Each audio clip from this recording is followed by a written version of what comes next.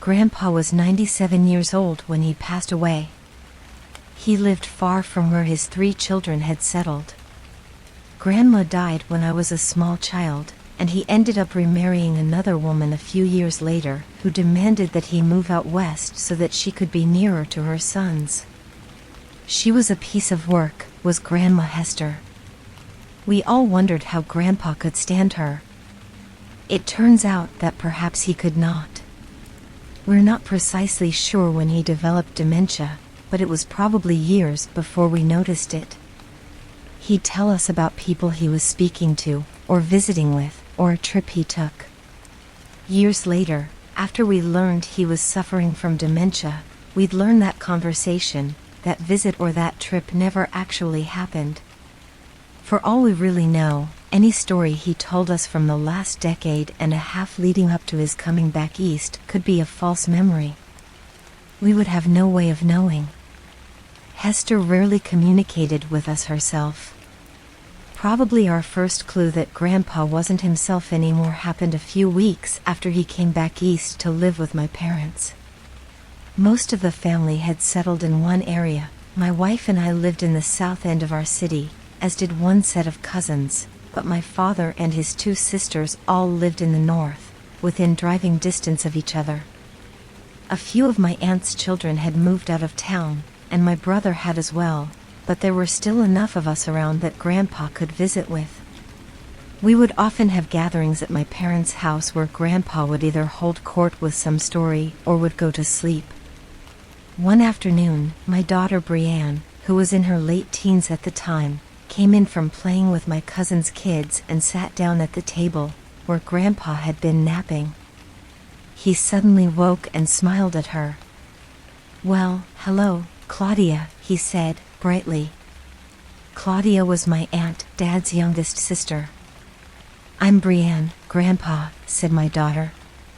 "No," said Grandpa, almost sounding offended. "You're my daughter, Claudia." Later that same month, he told my aunts and uncles the story of how he came out east after living with Hester got to be too much. "I prayed to the Lord," said Grandpa. "And the next thing I knew, Martin was there." Martin was my father. I remembered him driving out to the tiny, cold house on a hill in Colorado to get Grandpa. He had not come due to any divine intervention. He had come because Grandpa called him in the night and pleaded with him to come get him. We all loved Grandpa, but caring for him was not easy. For one thing, Grandpa had gotten it into his head that he was a young, single man with many years ahead of him, and the only thing missing was a young woman at his side. If he spoke for any length of time with a younger woman, he became convinced that she was in love with him, and that perhaps she should be his new bride. Hester was even still alive at this point. He had forgotten her utterly. The women he made advances on included my mother, 2 of my cousins, and my own wife. Thankfully, he couldn't do much more than talk, so it was just a matter of politely changing the subject whenever he would start with that. But it got worse when he decided he could do things like take walks on his own or try to drive my father's car. Dad and Mom didn't let him go on walks by himself, but that didn't mean he didn't sneak away sometimes when Dad was away and Mom was in the basement. He had to use a walker to get around and simply couldn't do stairs, but refused to admit this to anyone, including himself, leading to a lot of falls. He would also get confused as to where he was, or where he lived. At times, during his walks, he would attempt to find the old family home that he raised my father and aunts in, despite it having been long gone since before I was born. Dad picked him up from a police station, where he had been taken after some patrol officers saw him wandering around, clearly lost. The time he tried to drive Dad's car was after that. He decided that the reason he got lost is because he had to walk. He managed to get the e-brake off and rolled right down the fairly steep incline outside my parents' house, crashing into a fence. The damage was minimal, but after that incident, my parents realized he needed to be in a full-time care facility. He got worse after that. My father visited him 3 times a week.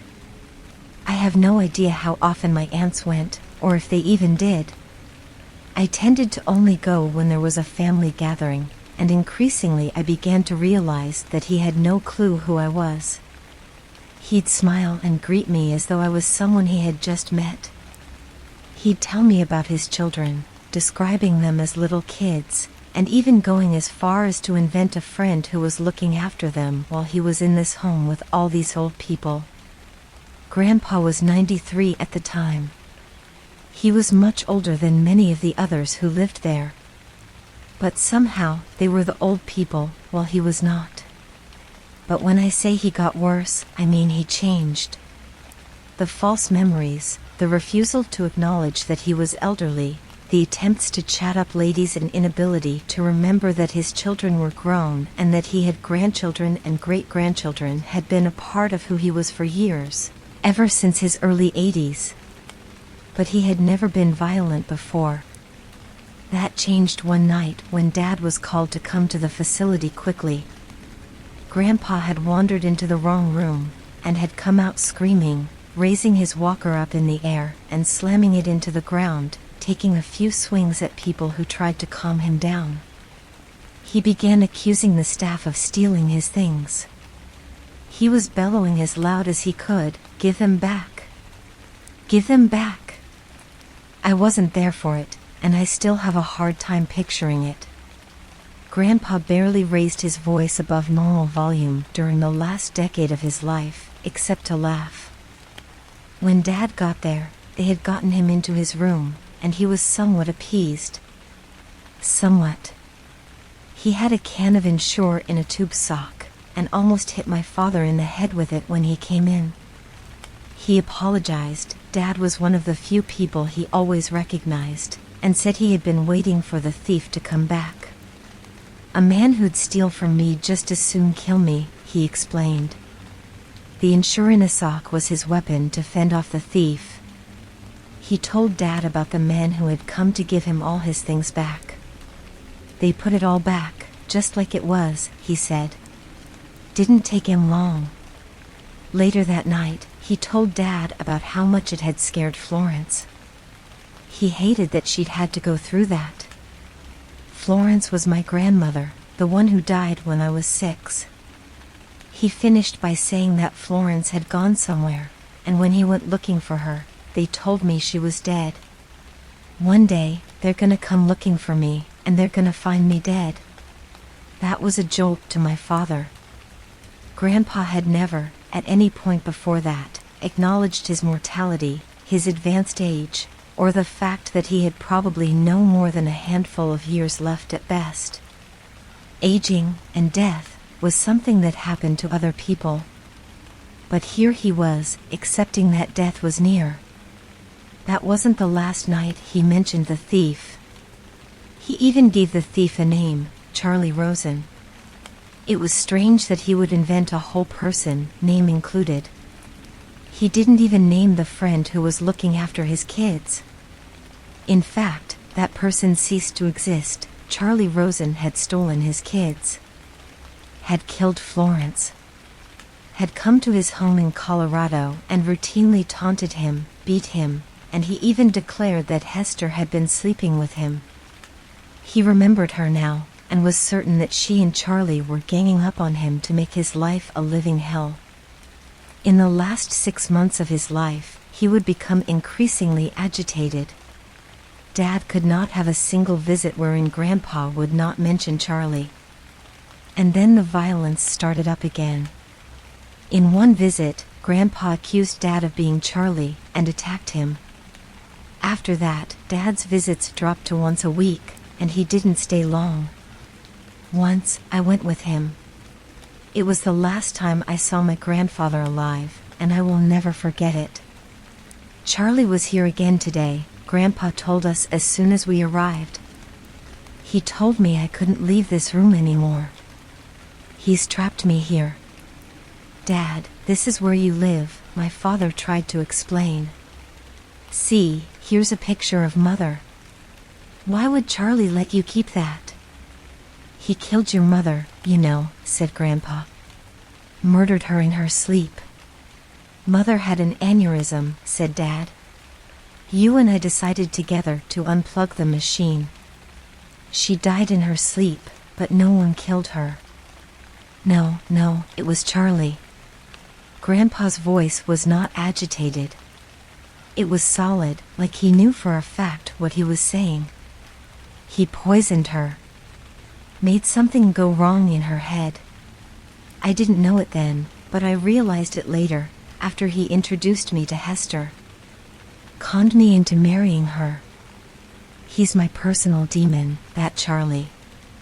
Dad finally had had enough. There is no Charlie, he said, nearly shouting. You aren't supposed to correct people who have dementia. It just confuses them more and makes them upset. But my father forgot this in that moment. Charlie is someone you made up. Mother died naturally. You met Hester at a coffee shop years after Mother died, and while she was not a nice woman, she was not unfaithful to you. Please, stop talking about Charlie. Dear Lord in heaven, said Grandpa. He got to you. He told you to say these things. You're part of it too. Grandpa, I said. Why don't we start a game of checkers? Usually he loved checkers. I don't want to play any fucking checkers, screamed Grandpa. I couldn't have been more surprised if he'd hit me. Grandpa had never used profanity in his life. Bywords, as he called them, were only used by bad men, as far as he was concerned. Not with you. Not with him. Charlie Rosen's pet demons. He comes to me every day. He talks to me about Florence. He taunts me. He reads my mind and he takes thoughts away and puts in new ones, worse ones. He tells me about how he rapes my little ones. How he and Hester keep them half-starved and chained in their basement. I can't stop him. He can go inside my mind. He's controlling me. We left after that, without saying goodbye. Driving home, I almost wanted to cry. This kind, loving man was ending his days as a raving, violent lunatic. It wasn't right. It wasn't fair. What kind of monster was this Charlie? That thought stopped me cold. For an instant, I had accepted that Charlie was real. Giving my head a shake, I resolved to think about something else. But an image of Charlie had been forming in my mind, beginning a few months back, when Grandpa had first started talking about him. I only now realized that when Grandpa spoke of this demonic man, I was picturing him in my mind, and I could see him as clearly as I could memories of real people. I thought of the last time I had visited Grandpa in that tiny house in the mountains of Colorado, when I was a teenager, sitting at that little round table while Hester served us some of her inedible glop, and I would see a man standing in the corner of the kitchen, watching us eat. A tall, gangly man with leathery skin stretched over sharp-looking bone and corded muscle. Shaggy gray hair hanging down, obscuring the upper part of his face, his smile stretching like a knife slash across his jaw. I thought of the wedding. I was 12 years old. I met Hester for the first time. And standing a ways behind her was that same man. I remember a family gathering at the facility Grandpa was concurrently staying at. Didn't we pass that man in the hall once? No, of course not. These were just images my mind had cooked up the more Grandpa talked about this shady character that never existed. The brain can do that. Insert false people in your memory just because you decide, subconsciously, to remember them. It doesn't mean you're insane, it's just another way for your brain to play tricks on you. Grandpa had invented a person who he talked about with such conviction, as though Charlie was real. So my mind had conjured up a Charlie Rosen. But there was no Charlie Rosen. Grandpa died 2 months later. I remember the funeral like it was yesterday. I still wake up at night in a cold sweat, remembering. Everything was normal at the start. My parents, my aunts and uncles, my wife and I, and our children, my brother and his wife, and their son, my cousins, their spouses, and their children, we all gathered under the same roof for the first time in years. No one was missing. No one was out of town and couldn't make it. 2 of my cousins I hadn't seen since they were children. It was nice to catch up with them. The service was nice, as well. The pastor who served the spiritual needs at Grandpa's facility was the officiator. Grandpa looked calm and peaceful, whole, so unlike what he had been in the last few months of life. I started to feel calm myself. Grandpa was where he belonged now, where the devils of his own fevered, decaying brain couldn't get to him anymore. And then we drove to the cemetery. The coffin was lowered.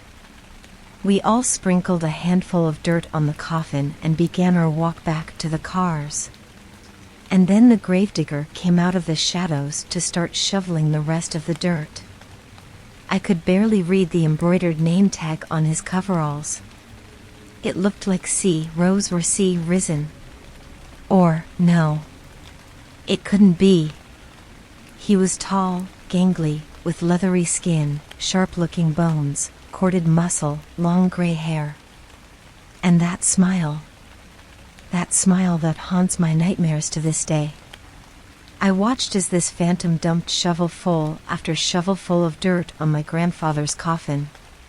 He was laughing, softly, under his breath, but I have never heard such cruel laughter. Today, I felt like I had to write all this down. To make sure I remember it all, before things get worse. Because today, my father called me to complain that Charlie was driving past his house and staring in his windows.